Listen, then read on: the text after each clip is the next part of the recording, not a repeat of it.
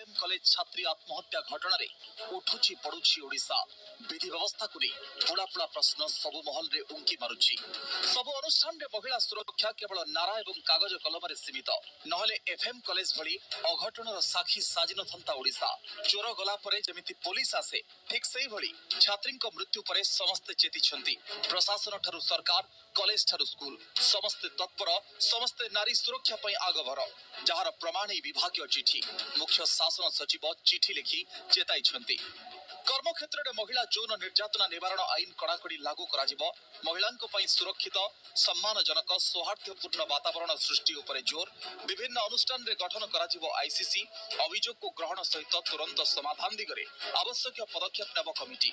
अभियोग को अवहेला करागले दायी रहिबे अनुष्ठान मुख्य। आईन को गतिशील करने को 6 मास जाए मासिक बसिबो आईसीसी बैठक।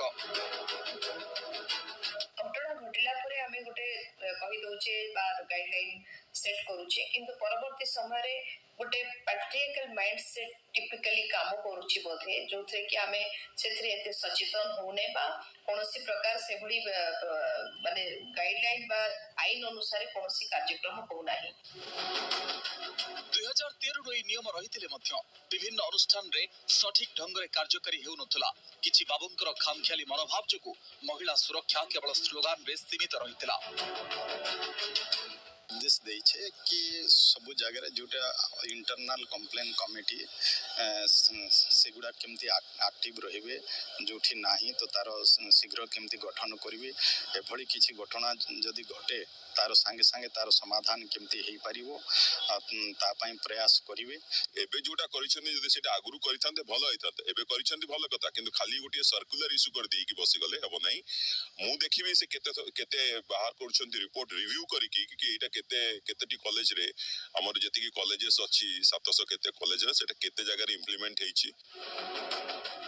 कड़ाकड़ी आईन पालन पई सरकार निर्देश देले तबे यह कार्यकारी हेउछि कि नाही उपरिस्थ अधिकारी सचिव मिसाइबा परे पीयूके रे नुआ अड्डा गढुथबा सूचना मिलिछि। आउ मसूद अजहर रो पुराना ठिकाना जो रहितला महाबलपुर ठू केवल 6 किलोमीटर दूर रे थिबा एक पहाड़िया स्थान तबे अनुमान करा जाउछि मासूद रो नुआ ठिकाना होई पारे। ऑपरेशन सिंदूर रे भारत पाकिस्तानी आतंकी को ठिकाना को माटी रे मिसाइथिला जेउथरे मासूद अजहर रो 4टी ठिकाना मध्य ध्वंस होईछि।